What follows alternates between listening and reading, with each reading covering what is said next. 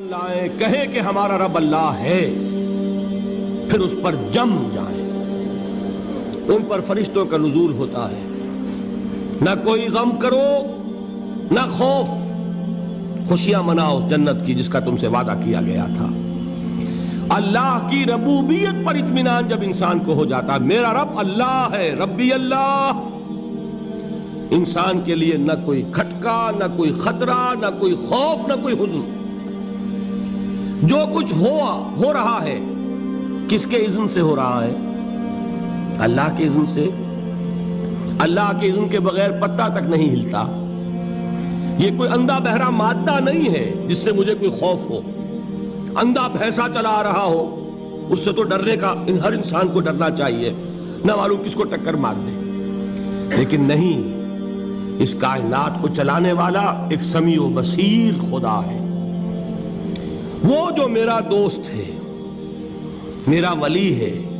اللہ ولی الذین آمنوا یخرجہم من الظلمات الی النور۔ اللہ اہل ایمان کا ولی ہے، ساتھی ہے، پشت پناہ ہے، مددگار ہے، حمایتی ہے۔ بتائیے جسے یقین ہو جائے کہ اللہ میرا مددگار، اللہ میرا محافظ، اللہ میرا پشت پناہ، اللہ میرا حمایتی، اس کے لیے کوئی خوف ہوگا؟ اس سے کوئی ڈر ہوگا؟ میں مثال دیا کرتا ہوں ایک بہت سادہ، پنجاب کے دیہات کی۔ وہ بڑا چودھری ہے اور کوئی غریب کسان ہے۔ اس غریب کسان کے جانوروں کو ہر وقت اندیشہ ہوگا چوری کا، کوئی میری بھینس کھول کر نہ لے جائے، کوئی میرا بیل کھول کر نہ لے جائے۔ لیکن جس کے بارے میں یہ سب کو معلوم ہو کہ وہ جو بڑا چودھری ہے وہ اس کا دوست ہے، اس کی بچیا کو کوئی خوف ہوگا؟ اس کی بھینس پر کوئی ہاتھ ڈالے گا؟ اسے کوئی اندیشہ ہوگا؟ نہیں۔ کیوں؟ کہ وہ بڑا چودھری، بڑا اس کا یہاں کا سردار، جاگیردار، سب کو معلوم ہے وہ میرا دوست ہے، کوئی میرے خلاف اقدام نہیں کر سکتا۔ اس دنیا میں یہ چھوٹی سی بات اگر آپ کے دلی اطمینان اور سکون کا باعث بن سکتی ہے تو ذرا تصور کیجئے۔ میں لفظ تصور استعمال کروں گا صرف اس لیے کہ اس کا ہم جس کو کہتے ہیں ادراک اور شعور کر نہیں سکتے، اگر کے ساتھ کر سکتے۔ اگر یقین ہو کہ اللہ میرا مددگار اور یقین ہو کہ اللہ ہر آن میرے ساتھ ہے، پھر کوئی خوف؟ کس کا خوف؟ کوئی شے اللہ سے بالا تر ہے؟ کوئی قوت اس سے زیادہ طاقتور ہے؟ کوئی اس کے ارادے کو بدلنے والا ہے؟ کوئی اس کی مشیت کے آڑے آنے والا ہے؟ یہی بات ہے جو حضور نے فرمائی۔ یہ ایمان کا حاصل ہے لب لباب، کہ دیکھو اچھی طرح اس بات کو ذہن نشین کر لو، اگر تمام انسان مل کر تمہیں کوئی نقصان پہنچانا چاہے نہیں پہنچا سکتے مگر جو کچھ اللہ نے لکھ دیا ہو، اور تمام انسان مل کر تمہیں کوئی نفع پہنچانا چاہے نہیں پہنچا سکتے مگر وہ شے جو اللہ نے طے کر دی۔ آپ پھر میں کہوں گا ذرا طاری کیجئے، اسے فرض کیجئے، اسے سوچئے۔ اگر اس حدیث پر ہمارا دل ٹھکا ہوا ہو تو کسی سے ڈر ہوگا؟ یہ مجھے نقصان نہ پہنچا دے، یہ میری رپورٹ خراب نہ کر دے، یہ میری انکریمنٹ نہ رکوا دے، یہ میرا یہ نہ بگاڑ دے، یہ میرے یہ نقصان نہ پہنچا دے۔ اس کا ڈر، اس کا ڈر، اس کا خوف، اس کی خوشامد، اس کے لیے جا کر طرح طرح سے اپنی عزت نفس کو ذلیل کروانا اس کے سامنے، یہ سب کچھ کیوں کرتا ہے انسان؟ جب سمجھتا ہے کہ اس کے ہاتھ میں میرا کوئی نفع ہے، اس کے ہاتھ میں میرے لیے کوئی ضرر ہے، یہ مجھے کوئی غضب پہنچا سکتا ہے، یہ مجھے کوئی نقصان پہنچا سکتا ہے، یہ میرا کوئی کام بنا سکتا ہے، یہ میری کوئی ضرورت پوری کر سکتا ہے، اسی کا نام شرک ہے۔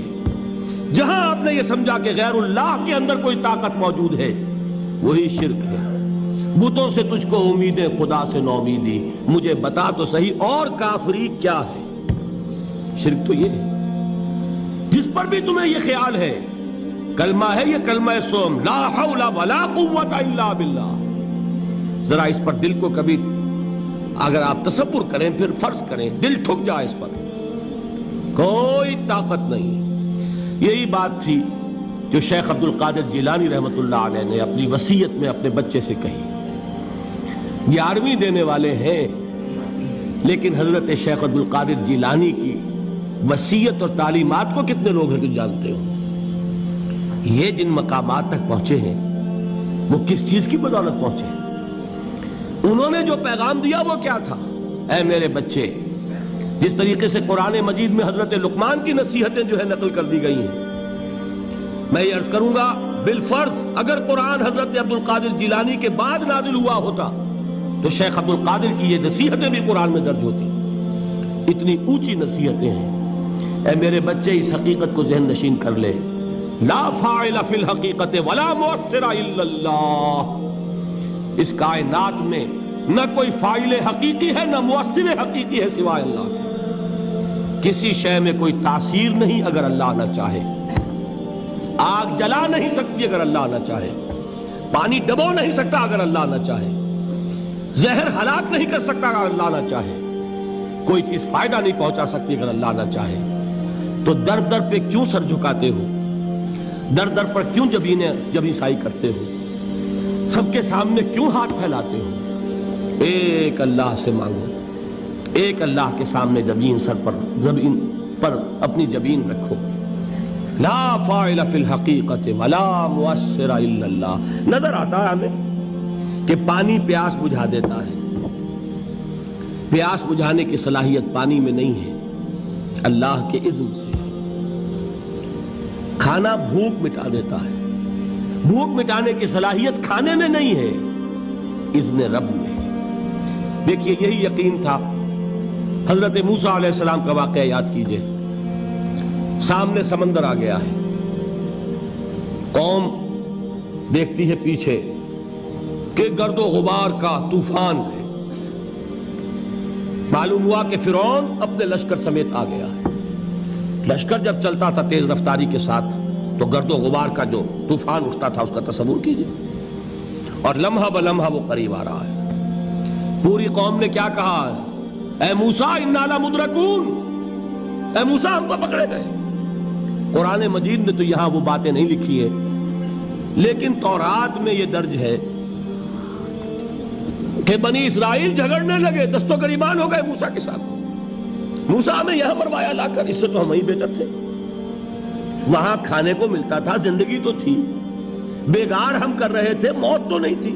اب جو کچھ ہوگا اس کا تصور کرو، جس طریقے سے ہمارے ٹکڑے اڑائے جائیں گے. تو لڑ رہے ہیں حضرت موسیٰ علیہ السلام سے. یہ تورات کی تفصیل ہے. قرآن میں صرف اتنا آیا ہے، پریشان ہو کر انہوں نے کہا انا لمدرکون. موسیٰ ہم تو پکڑے گئے. اس وقت موسیٰ کا جواب کیا ہے؟ کلا ان معی ربی سیہدین. نہیں، میرے ساتھ میرا رب ہے، وہ راستہ دے گا. بتائیے کہاں راستہ نظر آ رہا ہے؟ یہ ہے ایمان بالغیب. راستہ نظر نہ آئے تب اللہ پر یقین ایمان ہے. جیب میں پیسے ہوں اور تب دل کو اطمینان ہے تو ایمان کس پر ہوا؟ پیسے پر، اللہ پر نہیں. جب وسائل و ذرائع نہ ہو اور پھر یقین ہو کہ اللہ مسبب الاسباب ہے، وہ اسباب کا پابند نہیں ہے، وہ اسباب کا محتاج نہیں ہے، اسباب اس کے محتاج ہیں. اگر یہ یقین ہے تو اللہ پر ایمان ہے. یہ نہیں ہے تو تمہارا ایمان اسباب پر ہے، وسائل پر ہے، ذرائع پر ہے، مادیات پر ہے، اللہ پر نہیں. اس وقت کہاں راستہ تھا؟ کوئی راستہ تھا؟ سمندر ہے اور ادھر سے لشکر آ گیا ہے. کلا ان معی ربی سیہدین. اب دیکھیے ایمان کہہ دینا آسان ہے، ہوا معکم اینما کنتم. جہاں کہیں بھی تم ہوتے ہو اللہ تمہارے ساتھ ہوتا ہے. لیکن اس کا یقین قائم ہو جائے تو زمین و آسمان کا فرق واقع ہو جائے.